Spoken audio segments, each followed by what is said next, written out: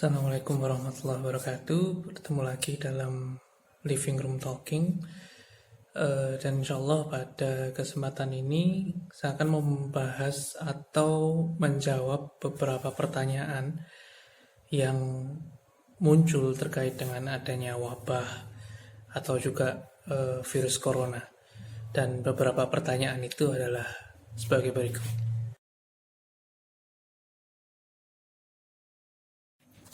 Kenapa sih harus mudik?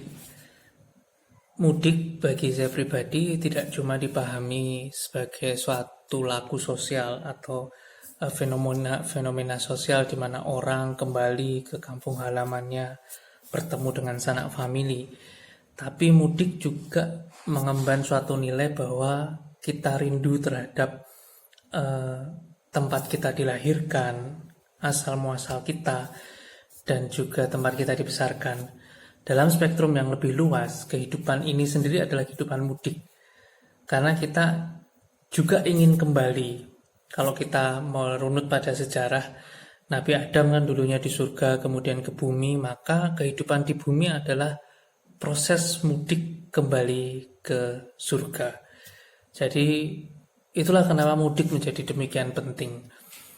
Dan untuk kondisi wabah misalnya pada saat ini, mungkin kita membatasi dulu untuk tidak mudik secara sosial, tapi mudik secara rohani. Kita kembali kepada siapa sejati diri kita, siapa sangkan paran kita kalau dalam bahasa Jawa.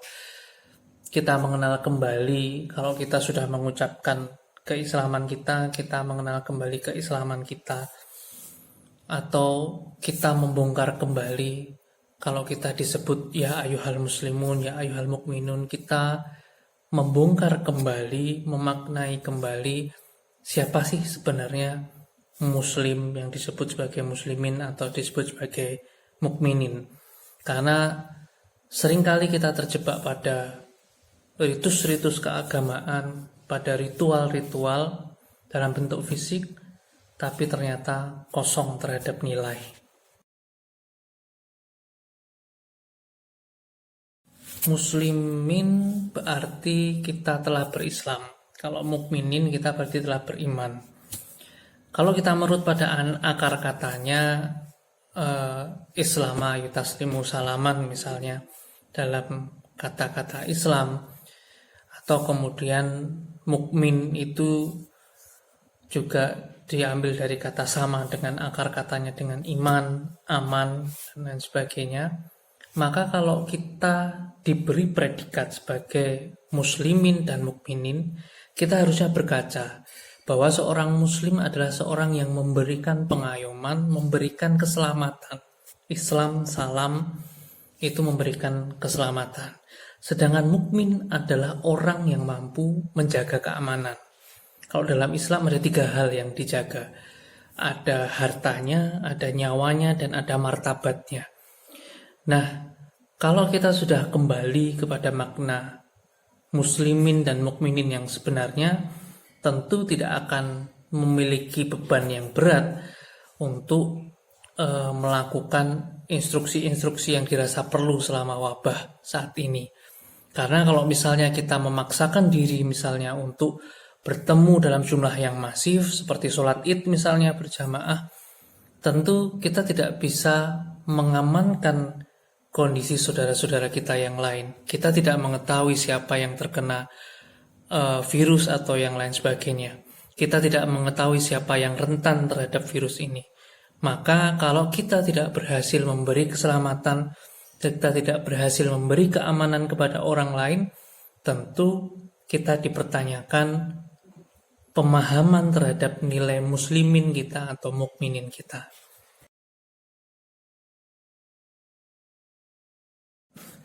Pertanyaan menarik, kenapa mal dan pasar dibuka dan lain sebagainya, dan kenapa masjid tidak? Saya tidak akan membahas panjang lebar terkait dengan misalnya geopolitik, tentang masalah ekonomi yang harus di-trigger dan lain sebagainya.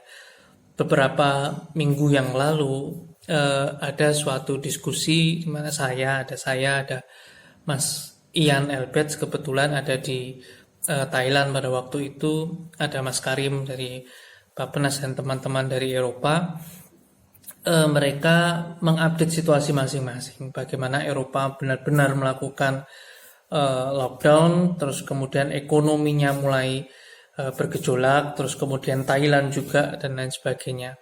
Ada beberapa hal yang ingin saya garis bawahi. Yang pertama adalah lockdown atau yang kita katakan sebagai PSBB itu pasti akan berdampak ekonomi secara luas. Oleh karena itu, tujuan-tujuan dibukanya mal dan pasar itu tentunya untuk men-trigger ekonomi, meskipun kondisinya tidak sebaik negara-negara tetangga. Kita terlalu membandingkan dengan Singapura misalnya atau Thailand. Itu sangat berbeda sekali kasusnya. Suatu saat kita akan diskusi panjang tentang ini. Bagaimana Singapura telah mempersiapkan sebelumnya dengan begitu baik. Bagaimana misalnya negara-negara Eropa juga mempersiapkan persiapan terhadap wabah dengan begitu baik. Sedangkan kita di Indonesia tidak. Di awal-awal Maret terjadi penyangkalan yang luar biasa oleh pemerintah bahwa corona tidak akan berkembang di Indonesia dan lain sebagainya. Tapi setelah berkembang kita gagap atau kelabakan. Itu yang pertama, bahwa PSBB atau lockdown itu ya apapun istilahnya itu akan berdampak secara ekonomi. Sehingga pemerintah berpikir dengan dibukanya mal, dibukanya pasar akan men-trigger kegiatan ekonomi. Yang kedua, kita tidak bisa membandingkan langsung antara kondisi yang ada di Indonesia dan kondisi yang ada di negara-negara lain. Yang pertama tadi saya sudah sebutkan bahwa kesiapan kita berbeda dengan mereka, terus kemudian resource kita berbeda dengan yang mereka, baik human resource-nya atau sumber daya manusianya ataupun sumber daya atau kelengkapan infrastruktur kesehatan yang lain. Yang kemudian perlu dilihat penting adalah skalanya. Kalau kita bicara Singapura itu negara yang sangat kecil, kita berbicara Belanda itu negara yang kecil dibandingkan dengan luas Indonesia, bahkan berbicara Jerman itu juga negara yang kecil dia dibandingkan Indonesia, maka kita tidak bisa mengcopy paste kurva misalnya yang ada di sana, terus kemudian penanganan yang ada di sana dan lain sebagainya untuk kemudian diterapkan di Indonesia. Kita tahu Belanda sudah mulai juga melonggarkan kebijakannya untuk lockdown, tapi mereka sudah fighting, katakanlah bukan melawan corona ya, mereka berjuang untuk menanggulangi wabah lebih awal daripada Indonesia dan lebih siap infrastrukturnya dan skalanya lebih kecil. Oleh karena itu mereka lebih duluan buka, dan kita yang outbreak-nya belakangan itu buru-buru untuk melakukan pelonggaran.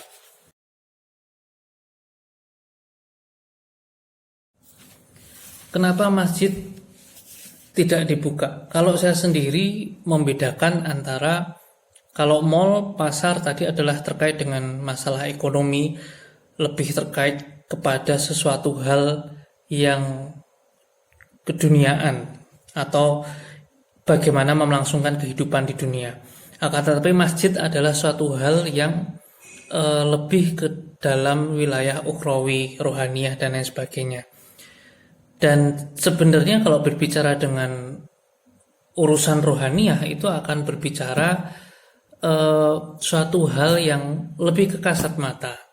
Jadi tidak bisa kemudian kita mematok mal dibuka, pasar dibuka, masjid harus dibuka. Tidak bisa seperti itu. Mal, pasar dibuka mungkin untuk men-trigger kegiatan ekonomi, meskipun kalau dalam pandangan saya itu juga tidak tepat karena memang kondisi wabah juga masih sedemikian rupa. Hari ini kita mengalami 973 kenaikan ya kalau tidak salah, atau 937, hampir 1000 intinya kasus dalam sehari. Dan kalau kita bisa menanggulangi itu di masjid, tentunya kita memperkecil dampak dari wabah itu sendiri. Jadi tidak bisa dibuat suatu persamaan antara mal, pasar dibuka terus masjid harus dibuka. Menurut saya itu adalah logical fallacy, adalah suatu kesalahan berpikir logika atau kesalahan dalam mengolah ilmu mantik.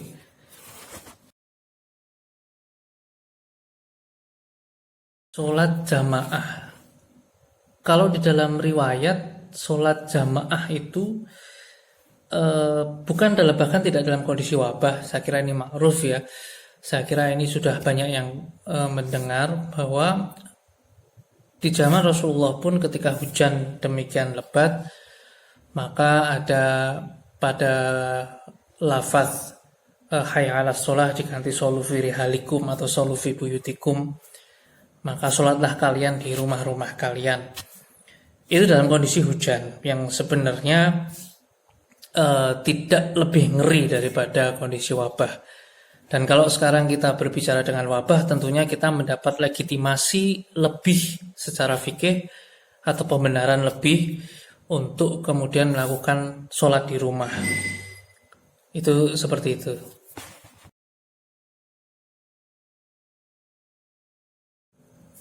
Lebih-lebih sholat id yang mengumpulkan massa dalam jumlah besar.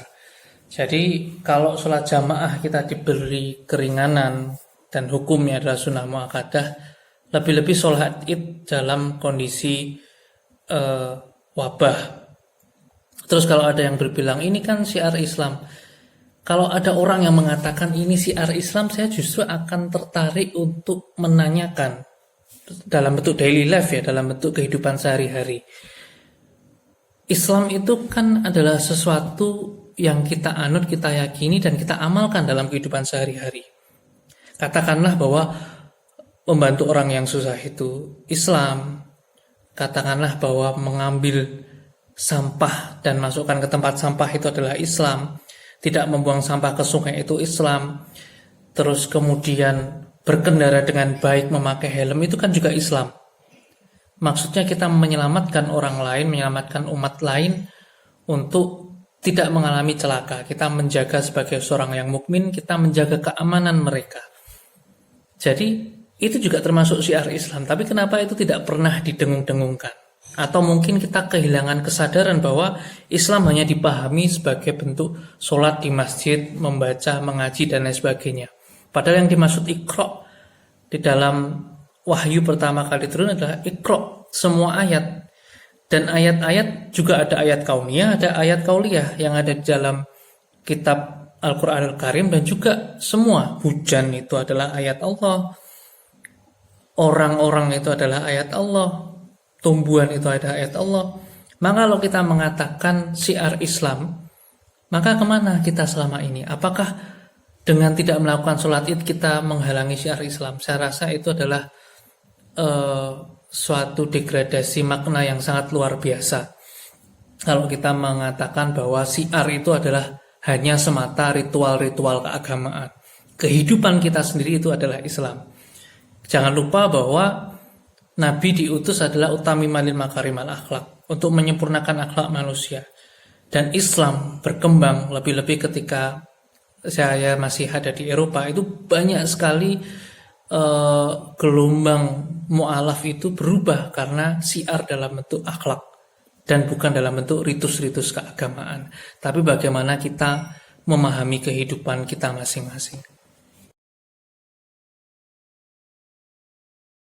Jadi kesimpulannya adalah untuk teman-teman kita harus maklum terhadap kondisi wabah ini. Bagaimanapun saya mengatakan pada pertama kali wabah muncul, saya mengatakan kepada teman-teman saya ketika diskusi, never say fight corona. Jangan pernah mengatakan lawan corona. Akan tetapi katakanlah bahwa yang kita lawan adalah kondisi yang chaos misalnya dan lain sebagainya. Karena corona itu adalah suatu virus itu makhluknya Allah, dan virus itu tidak punya kemungkinan kecuali hanya taat kepada Allah saja. Maka masuk kepada makhluk yang taat kepada Allah kita lawan-lawan kan nggak mungkin. Jadi kesimpulannya adalah kita bersabar, terus kemudian ikuti protokol, lakukan dengan make sense, akal sehat. Apakah kemudian ini pantas dilakukan, ini tidak baik untuk dilakukan dan lain sebagainya. Semua berdampak, semua terkena dampak terhadap wabah ini, tidak hanya 1-2 orang, hampir semuanya. Dan semoga wabah ini memberikan kita suatu kesadaran baru bagaimana cara kita berpikir atau memaknai kehidupan kita sehari-hari. Intinya kalau kita mudik, kita benar-benar on the track dalam suatu lintasan untuk mudik kembali kepada kehidupan kita yang sejati kelak di akhirat, di negeri akhirat. Dan saran saya, MUI juga sudah mengeluarkan fatwa. Saran saya untuk ikuti saja saran MUI, karena kita masih ada di zona merah. Dan kemudian kemarin ada lonjakan 900 lebih pasien positif dalam sehari. Saya kira itu sudah merupakan suatu sinyal atau warning bahwa untuk sholat id sementara kita tiadakan, dan untuk syiar Islam percaya selama kita berbuat baik kepada orang itulah syiar Islam, berbuat baik kepada alam itulah syiar Islam. Dan yang terakhir adalah masukkan nilai-nilai Islam itu dalam kehidupan kita sehari-hari, dalam hal-hal yang kehidupan normal sehari-hari, bukan hanya dalam ritus-ritus keagamaan saja. Saya kira seperti itu bincang-bincang kali ini. Mungkin suatu waktu kita akan diskusi lebih panjang tentang apa itu wabah, bagaimana penanganannya, dan lain sebagainya. Karena kita juga ada FGD, Focus Group Discussion, dengan teman-teman yang lain terkait dengan penanganan wabah dan bagaimana nextnya, proyeksinya akan seperti apa. Mungkin kita akan diskusikan dalam kesempatan yang lain. Tapi sementara tetap beribadah di rumah, dan kita tetap legowo melapangkan diri kita, dan semoga kita semua masih dalam lindungan Allah Subhanahu wa taala. Terima kasih. Alhamdulillah. Assalamualaikum warahmatullahi wabarakatuh.